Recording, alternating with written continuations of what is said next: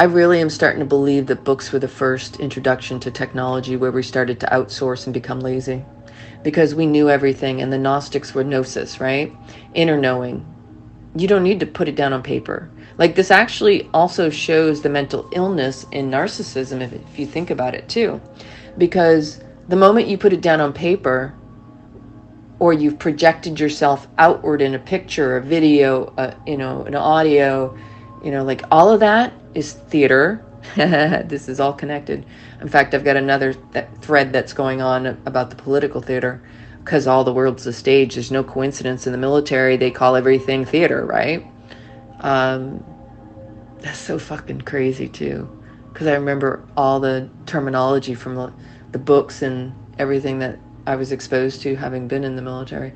So the moment we started putting things down on paper, it was like, I mean, think about that. That's your spirit. That's your source and extension of self. That is, what is it? Signing your life away in so many different ways. When you put yourself outside yourself, you are now fragmented. This might be why there's still civilizations, indigenous, and there's groups that don't have all that. And they carry it forward. I mean, that's one of the things I was talking about, like regarding, you put it in a book and then you get lazy. You don't remember things because you're no longer repeating the stories and sharing them with the group and around the fire with the elderly, passed on from generation to generation. So now, like, this actually, like I said, it's part of the mental illness, the mental health issue regarding, you have now set this in stone. You've put this down. And so, like, now you're not having to rely on your own self to remember it, because you could refer to it in a book or wherever. This is the dumbing down. And I believe the books were the beginning. And most people would never consider that, because so many of us that are truth seekers and researchers and, constantly wanting to know, be FOMO, fear of missing out. Many of us are book collectors. And what if that's actually part of it? That's part of the problem too. It's a very fine line curiosity that I have in my gnosis is saying the books were just the beginning. And the other thing that I was going to share regarding all this craziness is that, speaking of scripts and roles in theater and political theater, there's no coincidence. They're all, number one, they're all related. They all go to the same schools, so they're educated with the same doctrine. Hello, doctrine. It's a script. Indoctrinate. It is putting the script in you. The doctor tenders you. Doc tender, when you come through the birth canal. It starts, you come through the womb, they prime you with the implanting, the injecting, to prepare you for the real surgery is the education. We remove your original thought and your gnosis and replace it with our vision. Like, this is how deep it's going right now. That's been dropping in. I'm like, holy shit. Like, nobody's ever questioned the fact that, why don't you leave well enough alone? Like, if everybody's believing in a God, you're trying to play God by taking that out of us. We're in the image of God, but yet when we come into this realm, you're telling us the image of God is not perfect enough. We need to put it in man's image by implanting something else to prepare it to become something it was never meant to be. At least not from the original source, but from the human man's perspective, the man playing God. Man is trying to mold God in his image. This is where all of that wraps around. There's there, again, it's a caduceus, consuming itself. But that's like the best way to filter it out. And then people don't remember. They don't remember because they don't realize they were primed and indoctrinated through the education system. And everybody's, like that video James True did on, the frequency of war. Hello? They fucked with your frequency when you came in to begin with. It is all music. We know this. Music is a frequency, is an energy. It's all vibration. It's all connected. And it creates the color. It creates the form, the matter. Everything is frequency, energy, vibration. You know, like Nikola Tesla. If you want to know the secrets of the universe, energy, vibration, frequency, right? Those are the key. One of the many, right? Well, the key, frequency. You play keys. There are notes on the music. So let's go back to the political leaders, self-appointed or selected. And I say self as in the hidden hand because I actually feel like they're just doing their roles and they're scripted too. Again, these are layers of the theater. They're just as much a part of the play and being played as we are. And just like the Dark Crystal, the Skeksis and the Mystics are supposed to be brought together. Now, I don't know how that's supposed to work in this scenario, but I do realize there is a spell that needs to be broken that has been cast long ago. Maybe it's what's going on now that will break it and bring everything to light. So when you consider that all the world's a stage, everyone's a player in the Ponzi scheme. We're being played as pawns against one another. These leaders just get together and they play out these scripts. And we're watching a show. We literally are watching a show. How much of this is real? They need us to need them. So it's very easy to create a, scenario script of, history of how these people are against those people. The people aren't against each other. They're pitted against each other. They're told the other people are against them and vice versa. You're at war with one another.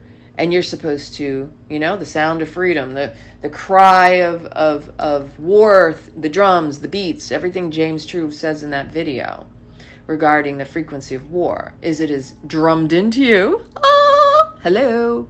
They use music to also inform you, put the matter into your form so that you manifest it, you make it matter because of your attention to it. That's everything from movies to the music that's playing that is, people don't even hear it because they're so deep in it and because they're numbed out to it. They're not being selective, they're just being submissive.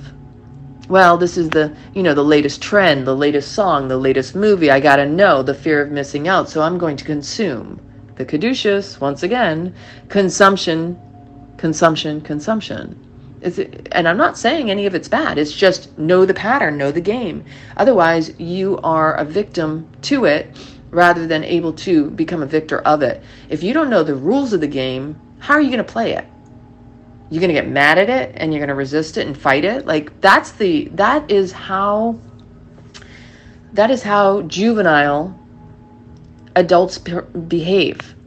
They are so against the game because they feel it's evil or against them, when in reality, everything is for and against. It's what you choose, you select of that story. For and against are the same. Again, they're two halves of the whole. And if you don't have the full story, you're not going to see the full picture, and you're not going to be able to play with informed consent, with fully informed, clear consent. So you got two halves of the whole. You see this over there, you see that over there. Is it for me? Is it against me? Well, guess what? You're the one who chooses whether it's for or against you. With all of the information, you're going to be able to say, if I go in that direction, it's not going to be for me, it's going to be against me. If I go in that direction, it's going to be for me. You can choose not to do either too, and just be, in some cases not choosing is choosing as well. We know this. But also sometimes not choosing is not feeding the spell too.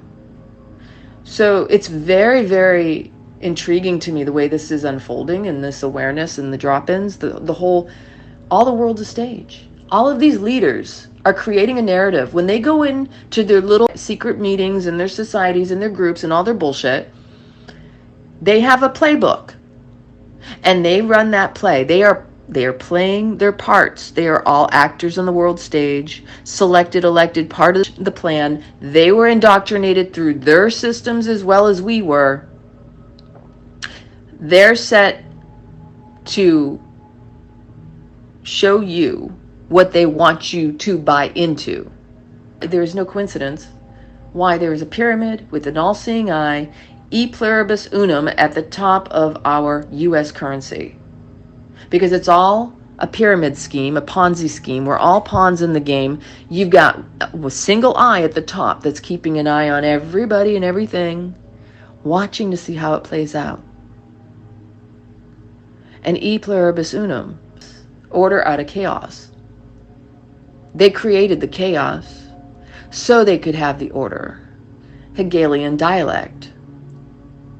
And everybody's caught up in Stockholm Syndrome because they won't believe what they see, despite it being revealed to them. Everything is in our faces. The truth is right there to see, but most people don't want to see it because they don't want to believe it. Instead, they would rather project their fantasy upon what they see and live in that infancy. Like, there we go, that word infancy, right? Infant, infantry, we were talking the other day. So here you are fantasizing. Part of the fantasy is being in that childlike mind. And you can manifest your fantasy, but you have to know how to do it right. The problem is most people are being harnessed for their minds to manifest a fantasy that is against them because they're not choosing with informed consent. They are contributing to the game, the play, the show. They're playing their roles according to their indoctrination. They've been doctored. They've been tended. All of us being supposedly in the Maritime Admiralty law, lost at sea, souls upon birth certificates that are owned by the Vatican, the UN, whoever, whatever. It's all part of the, if you do not put them on notice that you are reclaiming yourself, they assume you are theirs to play with. With ignorance, there is no bliss. That with the ignorance, you are at their discretion. You are their pawns in this Ponzi scheme. The only way to get out of the game is to stop playing it and to reclaim yourself. Everything you see out in the world is organized between all the leaders. They're not selected by us, though I know people want to believe they're for us and that they're doing the right thing and they're just like us. No, they're not. They came from a different script. We have different scripts. You don't know their script because you weren't part of it. They know our script because they are the ones running it. They know that the more that there's wars across the world and in the nations, that keeps them relevant. That keeps them in their powers, their positions of power. They're not in power. We are the ones with the power, but we unknowingly just hand it over to them. We just assume. And you know what assuming gets? It makes an ass out of you and me. Wonderful stuff, you know? And here they are, right there doing everything according to the book. See, they're following the rules, but you don't know what the rules are. And so that's why people are confused at the system. And they're still fighting it and not knowing that, you know, like, what you resist will persist. If you don't know the rules, you're fucked. Literally, you're getting fucked. But because you're choosing to fight it instead of, you know, walk away from it, you're playing into their game. You're playing into their game. But the average person is so caught up in their ego, and their ego is running the show, and the need to be right. They want to believe in their fantasy, and that is what trips everybody up the most. Believe them when they show you who they are. Stop trying to paint a picture of them that they're not. Accept the truth when you see it. Don't try to dismiss it or create a story around it. There we go with those fucking stories. Stop imposing your desires that don't exist in a world where you're totally amiss. You're totally amiss of your own self. Once you get to know yourself, then you can reclaim yourself. To actually claim your power is to take personal responsibility and accountability for your life and the choices you've made. We've all fucked up. We've all made bad choices. We're not here to condemn each other. It's not our job. It's not our right to judge another, because we don't want that done unto us. But yet that's what people are doing all the time, because they've been taught by the sickest fucked up system that says we have to get involved in other people's business when it's none of our business. Like, here we are, and this is one thing that I find really befuddling. I know that word, right? Befuddling. How is it that the U.S., the youngest nation, is this self-righteous elite power that just, you know, we're gonna act as the mediator. We're gonna be the goody two shoes of the world, and we're gonna take care of everybody. We're gonna walk in and we're gonna, you know, we're gonna tell you how you should behave. You know, what countries should be acting a certain way. And I just don't understand this self-righteous country. We're supposed to be a young nation, and yet, how did we get into a position where we're supposedly the superpower? I don't buy it for a second. I believe it was appointed. I think it was in alignment with a certain group, and that group is actually the one pulling the strings of this country. But people aren't going to see that. The reason they're not going to see it is because they're not going to want to believe it. Everybody wants to believe we were built upon the Constitution and Republic and all that, but yet all the presidents are related to all the bloodlines, the royalty. In fact, all the bloodlines, that's what the leadership seems to be. All connected. So give people an idea that they think they're free, even though everything has told us otherwise, because you have to get permission to live your life.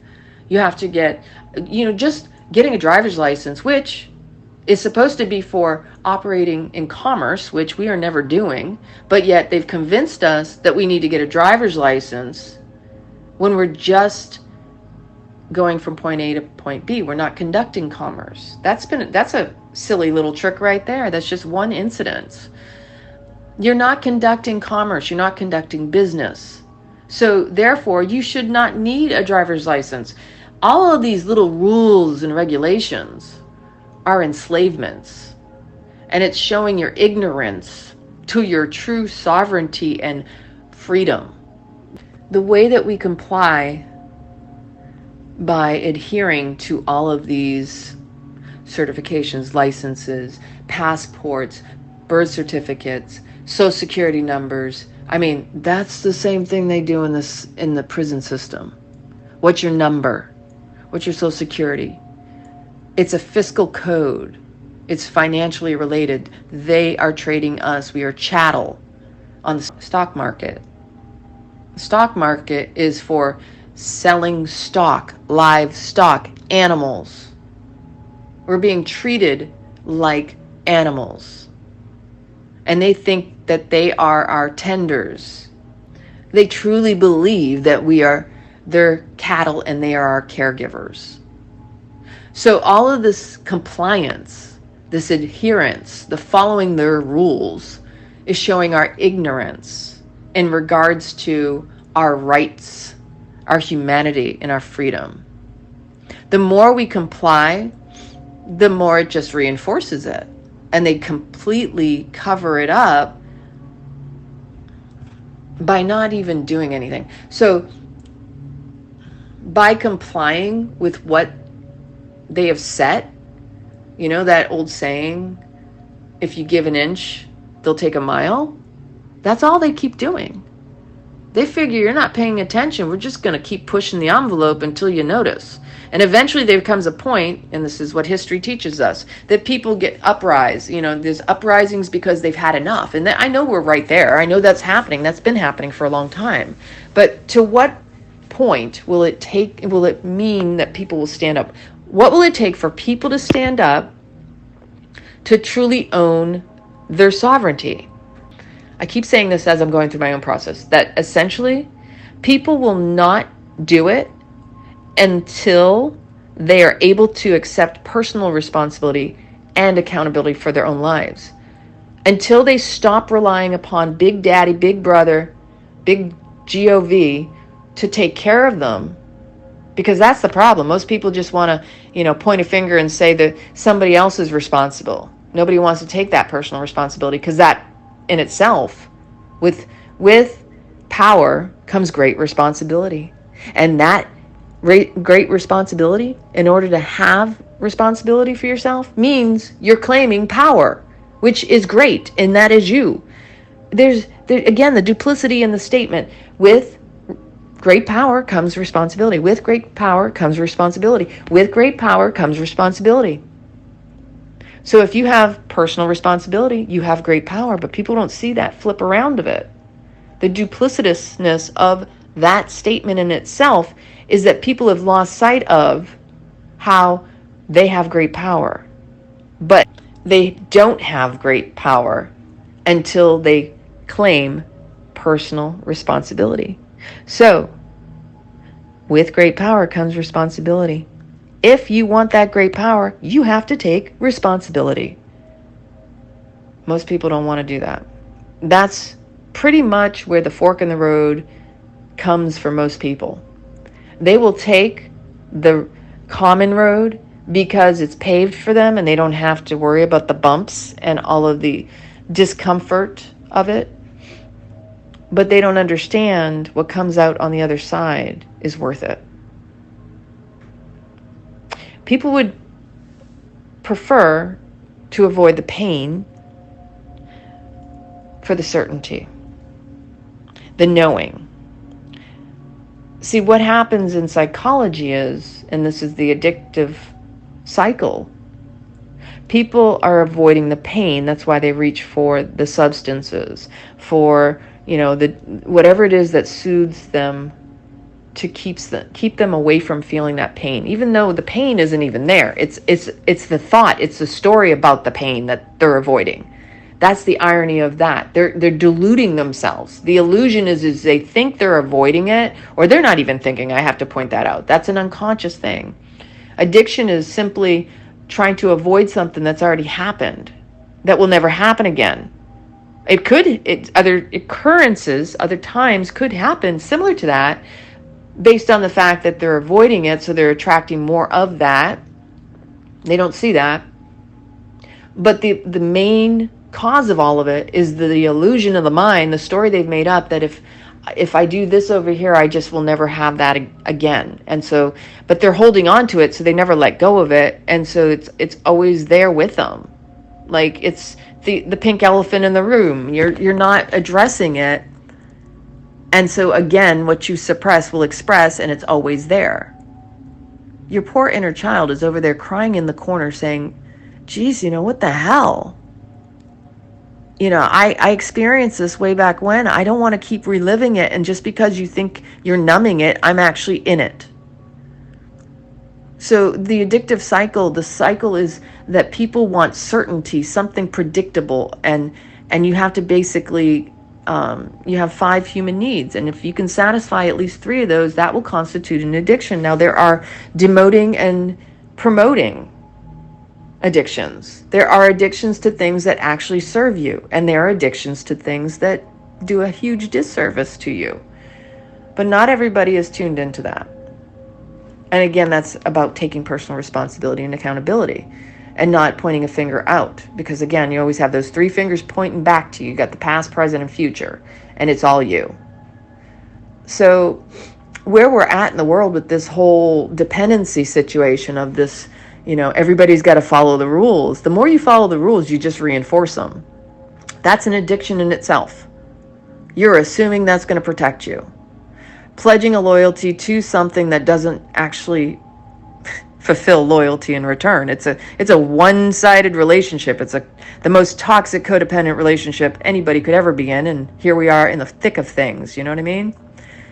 And so until you step up and out of the game, or at least if you're going to play, or at least if you're going to be in it, you might as well play it and do it well. Learn the rules. All these people that whine about, the reason is people don't realize what they're doing when they're whining is they're parroting the narrative that was taught to them. What's the first thing the news media will say? They evaded their taxes. Tax fraud, tax this, tax that. Why? Because they know the average person is sick of paying taxes. And the thing is misery loves company. And if I have to pay taxes, you should pay taxes too. So they use that old police each other tactic. It's a divide and conquer. They're not one of you. See, they don't do the right thing. They're not paying their taxes. And people fall for it hook, line, and sinker. They don't know that those people know what the hell they're doing.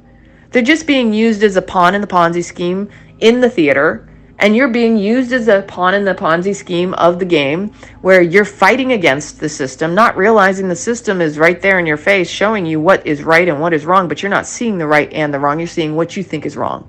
So you're projecting what you've been taught to believe. It's so deep, and it trips everybody up.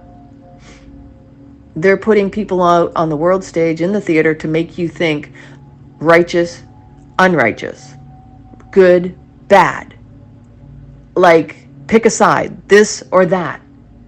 Left, right, red, blue, sports teams against sport teams. It's the Roman circus. Like, and it even goes back before the Roman Empire. I mean, people talk about the Roman Empire, but this goes back to all the old wars, whatever. It doesn't even matter where it all started. Babylon, like that type of stuff. And people, they babble on. They don't get the languaging. They don't catch the word spells, the casting of the words. What do you do when you go fishing? You cast a line. We're casted spells. They cast a line and you catch it. So we're all fish in their ponds. Scummy ponds too. Because when they're casting a line at you, they're catching you. And they trip you up. And they suck you in. And at what point are we going to wake up and walk away? Walk away, walk away. I know, it sounds so, it's clever. It's a clever scam, scheme, game, storyline. And there are plenty of people around the world that we don't even know about that are completely outside of this, like living their best lives, completely unfazed by what goes on in the world. I'll go back to the overstimulation. Let's go back to the overstimulation of information. People can't see that they are in chronic stress, overstimulated with massive amounts of information that is so superfluous, so invasive, unnecessary, does not pertain to them. They retain more useless information than they actually retain of their own lives and what serves them. And that's why it's so important to be mindful of the information you allow into your being. You are like a computer, so you're taking in data through your 5 senses. If you are not selective in your environments, around the people that you allow into your space, creating healthy boundaries, actually, to me, I call it a standard. You have to have a standard of living. The boundary just makes itself when you have standards. But if you are just letting anybody in your ear, listen to all the whispers of the shit out there, then you will be a victim of the game. You will be the pawn in the Ponzi scheme. You will be in the mucky pond fishing for that line, because you'll buy it hook, line, and sinker every time.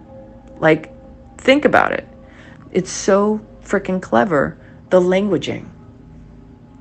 And I'm always continually finding more things that just make me laugh, because it's rhythm and rhyme. And it is no coincidence that when we were children, a lot of us who still remember books and childhood rhymes, rhythms and rhymes, right? The old nursery rhymes. Those are indoctrination too, but people don't realize what they're teaching you. Until you start peeling away the layers, pulling away the veil, and you start to recognize there's a man behind the curtain. It's all the Wizard of Oz. All the world's a stage. You just are going along blindly. You really need to reclaim your power. Your great power.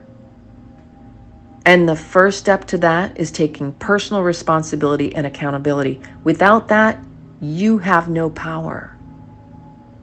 With great power comes responsibility. You want more? That is your first step. And I think I'll end with that, because that's a lot.